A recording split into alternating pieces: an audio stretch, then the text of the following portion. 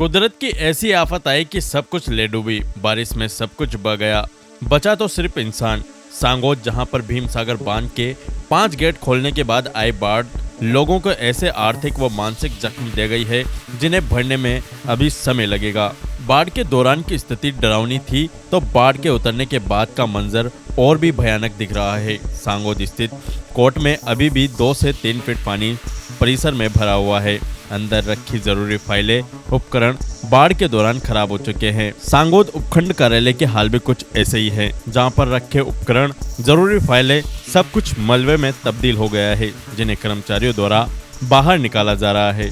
सांगोद में आई बाढ़ में किसानों को भी भारी नुकसान हुआ है। बाढ़ के दौरान पूरे खेत जलमग्न हो गए, जिससे खेतों में मौजूद फसलें पूरी तरह तबाह हो गई। साथ ही बाढ़ के दौरान किसानों के कई पालतू जानवर लापता हो गए तो कई पशुओं की मौत भी हो गई। कस्बे में आई बाढ़ से सांगोद का व्यापारी वर्ग भी अछूता नहीं रहा। कस्बे का पूरा बाजार जलमग्न होने के कारण यहाँ दुकानों में मौजूद सामान भी पूरी तरह से खराब हो चुका है। बाढ़ के बाद अब लोग अपना सामान बचाने व सुखाने के जतन करते नजर आ रहे हैं। ऐसे में अब ग्रामीण, किसान व कस्बे का व्यापारी वर्ग सरकार से उम्मीद लगाए बैठा है कि सरकार मुआवजा देकर लोगों का दर्द कुछ कम करेगी।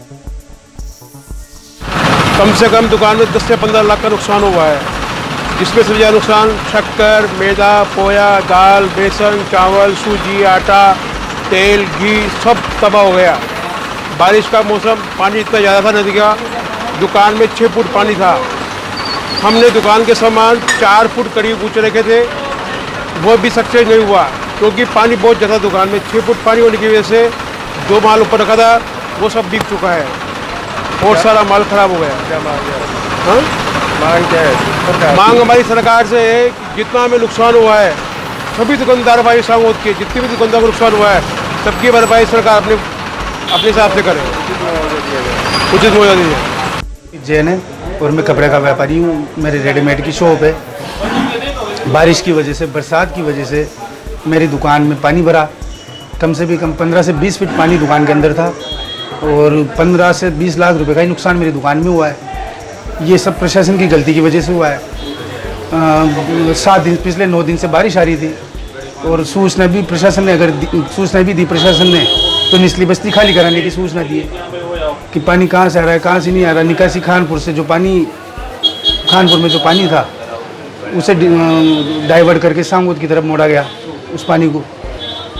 और मैं यही चाहता हूँ कि हमें मुआवजा मिले इसका।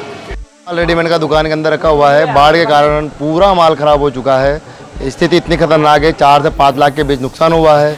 देखने में ये लग रहा है कि माल फेंकने लायक हो चुका है। ये बाढ़ के हालात है जो हमारे लिए मुसीबत बन के आए हैं। हम लोग लग रहे हैं हमारी दुकानों को साफ करने में। आप प्रशासन का सहयोग न मिलने के कारण हमें यह मुसीबत का सामना करना पड़ा है। बाढ़ का पानी पूरी दुकान के अंदर था। और मैं जावेद, रेडीमेड ओनर शकील अहमद।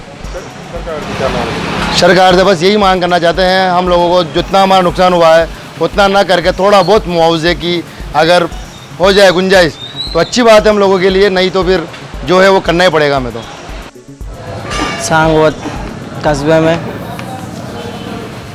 भारी बाढ़ ने जो तबाही मचाई है,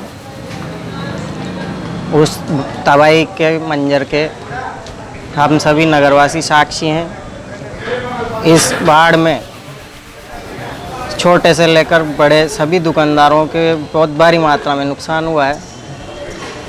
इलेक्ट्रॉनिक, किराना और हर तरह की दुकान में लाखों रुपए का नुकसान इस गांव में हुआ है।